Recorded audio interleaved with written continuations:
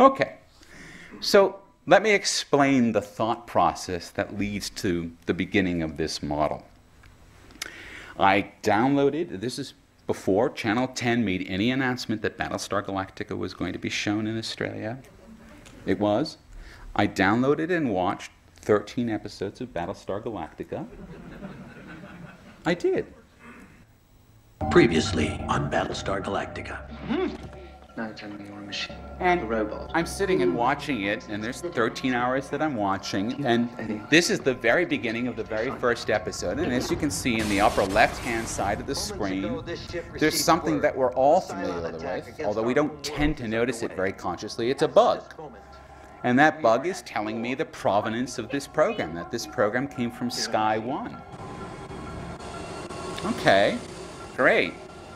And I'm watching 1 hour and another hour and another hour and another hour. And by the time I'm at about hour 7 and I've been staring at that bug quietly, subconsciously for 7 hours, the penny drops.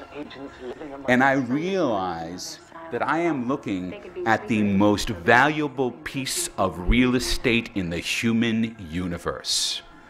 All right?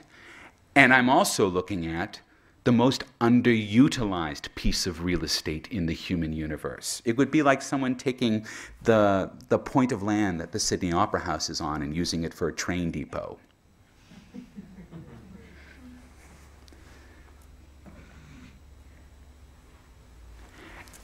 And I realized that there was a complete misconnect economically because Sky One means nothing to me. I live in Australia. The Sky One satellite's on the other side of the Earth. I can't pick it up. I can't even pirate it. It's just not even available.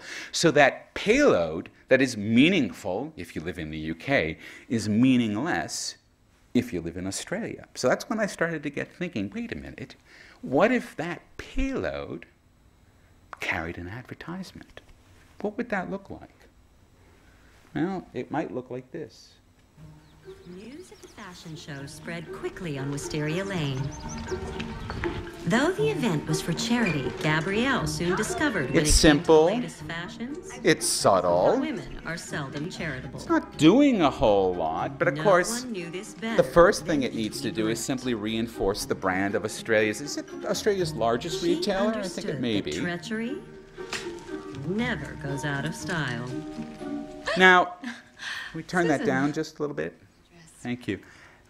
I just did this as a simple test to see if it would work, and of course it works fine. It's completely clear.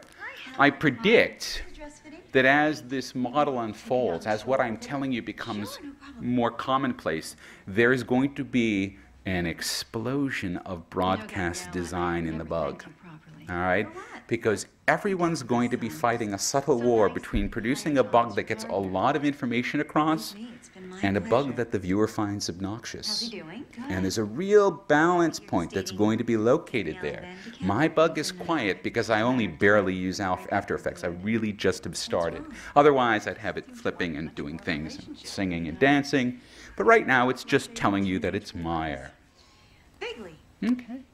No, Thank you. tell that son of a bitch Tanaka that if he doesn't call me in an hour, I'm gonna go down to his office, find him, and kick his ass. Ladies. Trouble at work? Now, I thought I was onto something. I thought, this is a unique idea I've come up with. I've got to tell the world. My God, it's amazing. And then I turned on the footy on Friday night, and let me show you what I saw. We've seen no semblance of that tonight. Here's a good run by Watmo. Turning on the retro rockets, he'll go there. And Watmo, who has not stopped slaving, gets a try for Manly to put them on the board. Yeah, if anyone deserves a try tonight for the side that is going to get beaten, it is Anthony Watmo. He's really troubled the opposition on the rare occasions when they've had some ball control. He's a bit of a pocket rocket, and he runs a great angle. I'll go into the instant replay. If he frees it there, you can see that he's going Oh my God. between that gap. 9's already there. Imagine my surprise. This play continues. It's not a straight run, it's the angled run. So the networks are already hip to this, and you know what that means? The advertisers are already hip to this. They're ready for this model.